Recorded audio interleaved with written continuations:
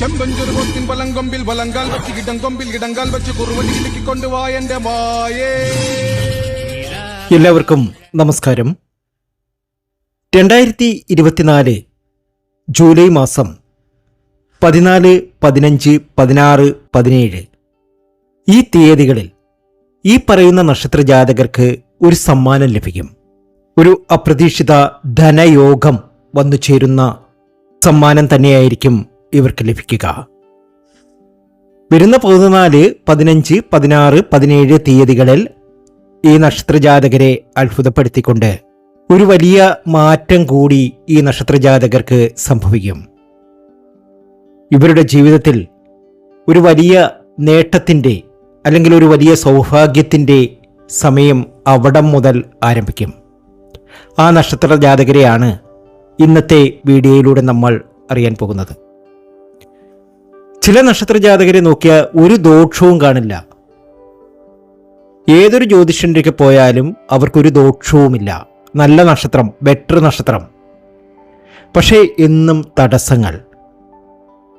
ഒരു രീതിയിലും ഒരു അഭിവൃദ്ധി വന്നു ചേരുന്നില്ല, നേട്ടങ്ങളൊന്നും വന്നു ചേരുന്നില്ല. ജ്യോതിഷന്മാരൊക്കെ പറയുന്നു, ചില ക്ഷേത്ര ദർശനം നടത്തി അവിടെ പരിഹാരങ്ങൾ ചെയ്ത് അല്ലെങ്കിൽ വഴിപാടുകൾ നടത്തി മുന്നോട്ട് പോയാൽ മാത്രം മതി. ഗൃഹസ്ഥിതിയിൽ അനുകൂലമായ സമയമാണ്, ശനി അനുകൂലമാണ്, വ്യാഴം അനുകൂലമാണ്, ശുക്രൻ അനുകൂലമാണ്. പക്ഷേ തൻ്റെ ജീവിതത്തിൽ മാത്രം എന്തേ ഇങ്ങനെ ഒരു ഡെവലപ്പ് ഉണ്ടാകുന്നില്ല? പലരും ചോദിക്കുന്ന ചോദ്യങ്ങൾ തന്നെയാണ്.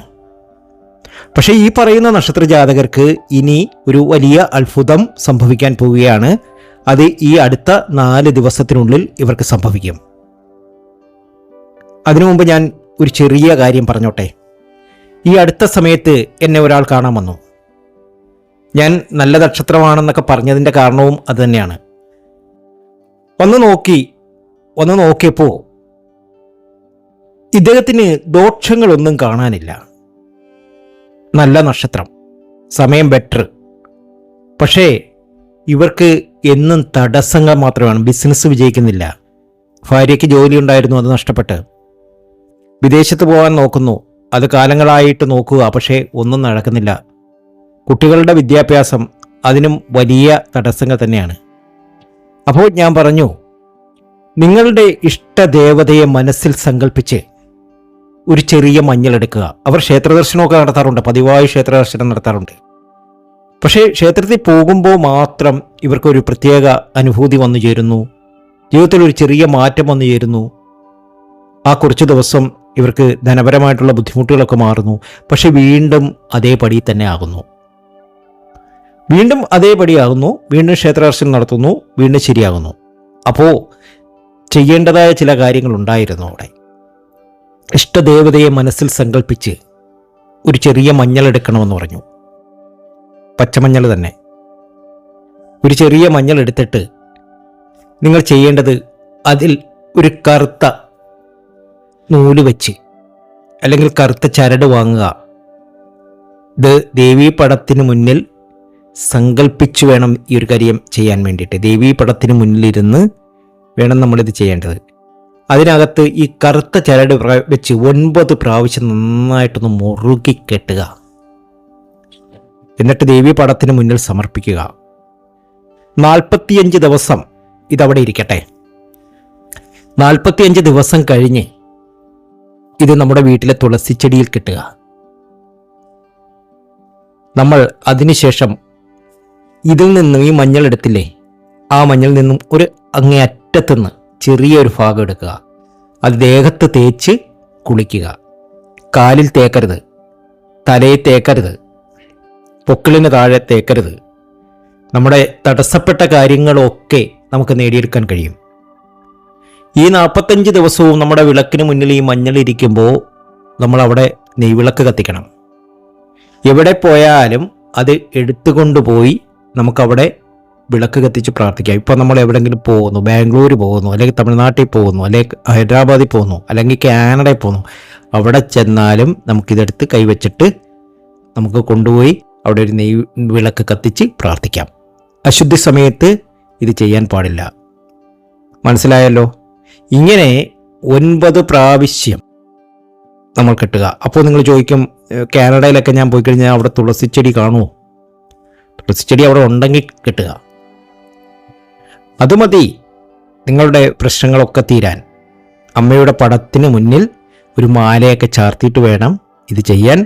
പൂജാമുറി ഇല്ലാത്തവർ ശുദ്ധിയുള്ളിടത്ത് ചെയ്യുക. അപ്പോൾ നമുക്കറിയാം, ഈ വരുന്ന 14, 15, 16, 17 തീയതികളിൽ കത്തിച്ചൊലിക്കുന്ന അല്ലെങ്കിൽ ചില നല്ല കാര്യങ്ങൾ സംഭവിക്കുന്ന ആ നക്ഷത്രജാതകരെ കുറിച്ച്. അതിൽ ആദ്യത്തെ നക്ഷത്രം എന്ന് പറയുന്നത് കാർത്തിക നക്ഷത്രമാണ്. ഈ കാർത്തിക നക്ഷത്ര ജാതകർക്ക് അപ്രതീക്ഷിതമായൊരു ഭാഗ്യാനുഭവം വന്നു ചേരും, ധനപരമായിട്ടുള്ള നേട്ടം. അടുത്ത നക്ഷത്ര ജാതകരിലേക്ക് കടക്കുന്നതിന് മുമ്പ് എന്നത്തെയും പോലെ അല്പം പോലും മടി കാട്ടാതെ ആ ലൈക്ക് ഇപ്പോൾ തന്നെ അങ്ങ് തരിക. അതുപോലെ തന്നെ കർക്കിടക മാസം 1-ാം തീയതി മൃത്യുഞ്ജഹോമമുണ്ട്. ഈ മൃത്യുഞ്ജഹോമത്തിൽ നിങ്ങളെയും പങ്കെടുപ്പിക്കും. നിങ്ങൾ ചെയ്യേണ്ടത് നിങ്ങളുടെ പേരും ജന്മനക്ഷത്രവും കമൻറ്റ് ബോക്സിൽ ഒന്ന് കുറിച്ചേക്കുക. അതുപോലെ തന്നെ എൻ്റെ ഉപാസനാമൂർത്തിയായ മുത്തുമാരിയമ്മയ്ക്ക് ശർക്കര പായസം നീതിച്ച് പൂജകൾ അർപ്പിക്കുന്ന വെള്ളി ചൊവ്വ ദിനങ്ങളിൽ നിങ്ങൾക്കും നിങ്ങളുടെ കുടുംബാംഗങ്ങൾക്കും വേണ്ടി പ്രാർത്ഥിക്കും. അപ്പോൾ അതും ചെയ്യുന്നതാണ്. നിങ്ങളുടെ പേരും ജന്മനക്ഷത്രവും ഒന്ന് കമൻറ്റ് ബോക്സിൽ കുറിച്ചേക്കുക. ഞാനിപ്പോൾ തന്നെ അത് എഴുതിയെടുക്കും, ഇന്ന് രാത്രി തന്നെ എഴുതിയെടുക്കും. അപ്പോൾ അങ്ങനെ ചെയ്യുക. അപ്പോൾ അടുത്ത നക്ഷത്രം മകീര നക്ഷത്രം. മകീര നക്ഷത്രത്തിനും സമ്മാനങ്ങൾ ലഭിക്കുവാൻ സാധ്യത ഏറെയാണ്. അവർക്കും ജീവിതത്തിൽ ഒരുപാട് നേട്ടങ്ങൾ വന്നു ചേരും. അവരുടെ സമയം മാറും. ഈ 4 ദിവസത്തിനകം അവർക്കൊരു നല്ല കാര്യം സംഭവിക്കും. അടുത്തത് പുണർദം. അവർക്കും ഭാഗ്യാനുഭവങ്ങൾ ധാരാളം വന്നു ചേരുന്ന സമയമാണ്. തൊട്ടടുത്ത നക്ഷത്രം ഉത്രമാണ്. ഉത്തര നക്ഷത്ര ജാതകർക്ക് ഭാഗ്യസമ്മാനങ്ങൾ ഒത്തിരി ലഭിക്കുന്ന സമയമാണ്. അതായത് ഒരുപാട് ഭാഗ്യക്കുറി അടിക്കുക. ഭാഗ്യസമ്മാനങ്ങൾ എന്ന് പറയുമ്പോൾ ഭാഗ്യക്കുറി അടിക്കാം, ഏതെങ്കിലും ലക്കി ഡ്രോയിലൊക്കെ വിജയിക്കാം, അല്ലെങ്കിൽ ധനാഗമനം വന്നു ചേരാം. അങ്ങനെ പല രീതിയിലും പല കാര്യങ്ങളും നടക്കാം. അടുത്ത 5-ാമത്തെ നക്ഷത്രം എന്ന് പറയുന്നത് ചോതി നക്ഷത്രമാണ്. ചോതി നക്ഷത്ര ജാതകർക്കും സമ്മാനം ലഭിക്കും. ജീവിത പങ്കാളി മുഖേന ഉയർച്ച ഉണ്ടാകും. അടുത്ത നക്ഷത്രം അനിഴമാണ്. വലിയ സമ്മാനങ്ങൾ ഇവർക്ക് ലഭിക്കും. ലോട്ടറി ഭാഗ്യം ഇവയൊക്കെ ലഭിക്കുവാനുള്ള സാധ്യത ഇവർക്ക് കൂടുതലാണ്. അടുത്ത നക്ഷത്രം പൂരാടമാണ്. ഭാഗ്യാനുഭവങ്ങൾ ധാരാളം വന്നു ചേരുന്ന സമയമാണ്. ഇവർക്ക് ധാരാളം സമ്പത്ത് വന്നു ചേരും, ധാരാളം സമ്മാനങ്ങളും വന്നു ചേരും. അടുത്ത നക്ഷത്രം പൂരുരുട്ടാതിയാണ്. പൂരുരുട്ടാതി നക്ഷത്ര ജാതകർക്കും ഭാഗ്യങ്ങളോട് കൂടിയ ഒത്തിരി നല്ല അനുഭവങ്ങൾ അവരുടെ ജീവിതത്തിൽ വന്നു ചേരും. അടുത്ത നക്ഷത്രം രേവതിയാണ്. രേവതി നക്ഷത്ര ജാതകർക്ക് ഒരുപാട് സമ്മാനങ്ങളും ഭാഗ്യാനുഭവങ്ങളും ഒക്കെ വന്നു ചേരുന്ന സമയമാണ്.